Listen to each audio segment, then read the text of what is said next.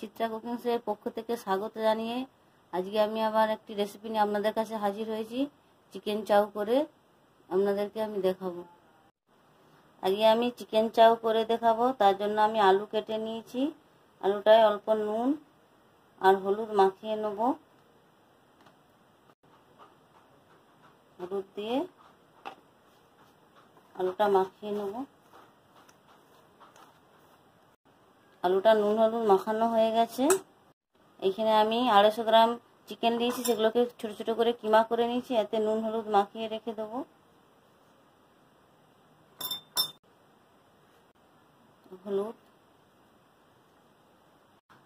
নুন হলুদ দিয়ে ভালো করে এগুলোকে মাখিয়ে 15-20 মিনিট রেখে দেবো।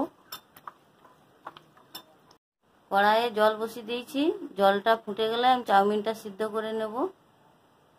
জলটা আমার গরম হয়ে গেছে, চাউমিনটা এর মধ্যে দিয়ে দেবো।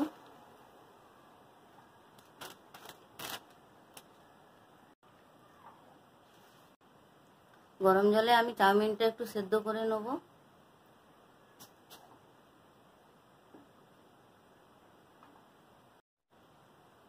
চাউমিনটা আমার সেদ্ধ হয়ে গেছে,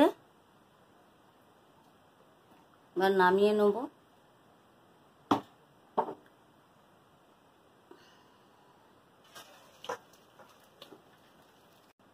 এর মধ্যে ঠান্ডা জল দিয়ে দিলে চাউমিনটা ঝরঝরে থাকে।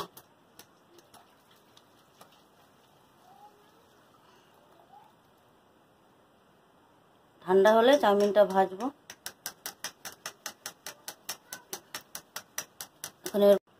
এখন এরকম ভাবে ছেঁকে রেখে দেবো। ঠান্ডা হলে চাউমিনটা ভাজবো। চাউমিনটা সেদ্ধ হয়ে গেছে। এবার গ্যাস জ্বেলে দিয়েছি, কড়া গরম হয়ে গেছে। তেল দিয়ে আলুটা ভেজে নেব। হয়ে গেছে, এবার আলুটা ভেজে নেব।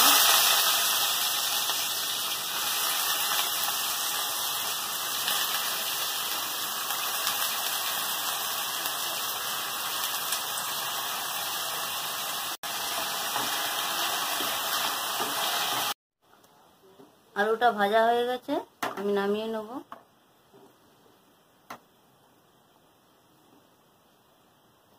কড়াইয়ে তেল দিয়ে চাউমিনগুলো ভেজে নেব।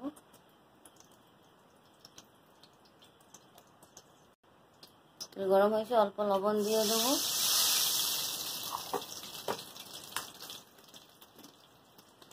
এই সেদ্ধ করে রাখা চাউমিনগুলোকে ভেজে নেব।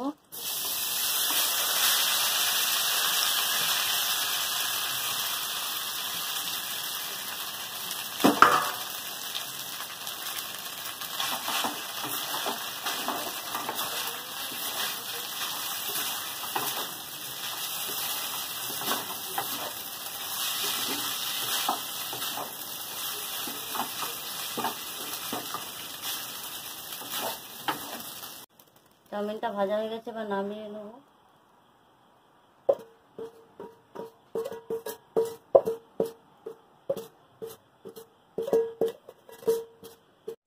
এবার মাংসটা যে নুন হলুদ মাখিয়ে রেখেছিলাম কষিয়ে নেব চিকেন চাউ করার জন্য। তেল দিয়ে দেবো, কড়া গরম হয়ে গেছে।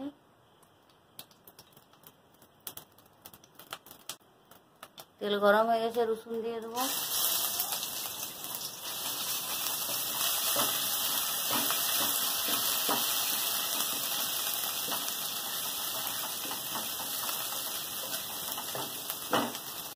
রসুন ভাজা হয়ে গেছে, এবার পেঁয়াজ দিয়ে দেবো।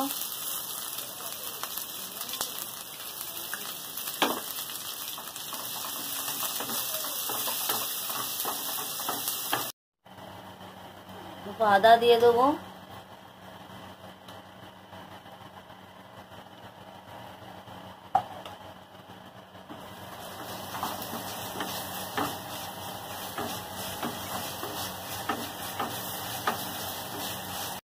এক চামচ লঙ্কা গুঁড়া দেবো।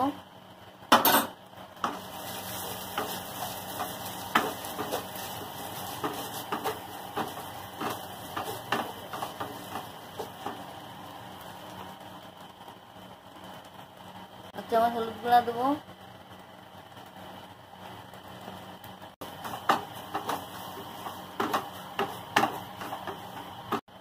একটা টমেটো দেবো। দিয়ে মশলাটা ভালো করে কষিয়ে নেব। বেটে রাখা মশলার জলটা দিয়ে দেবো।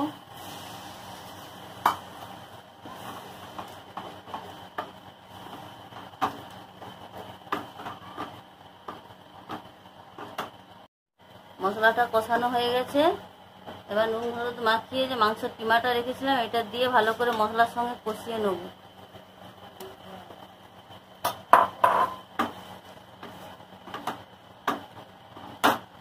15-20 মিনিট ধরে কষিয়ে নিয়ে নেব।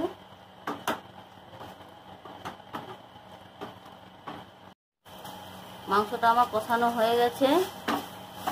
এবার এর মধ্যে ভেজে রাখা চাউমিন দিয়ে দেবো। ভেজে রাখা চাউমিনগুলো দিয়ে দেবো।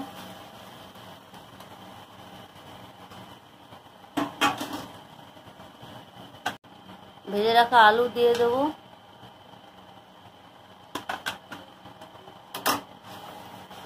দিয়ে ভালো করে নেড়ে নেব।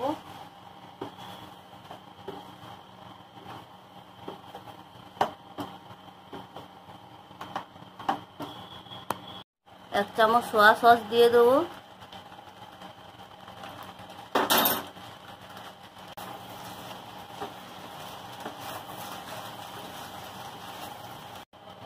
অল্প একটু ম্যাগি মশলা এর উপর ছড়িয়ে দেবো।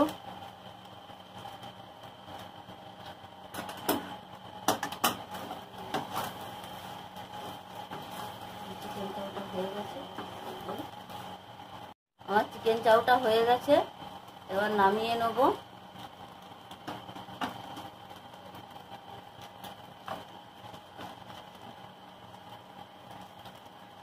আমি আমাদের চিকেন চাউ রান্নাটি শেষ করলাম এখানে।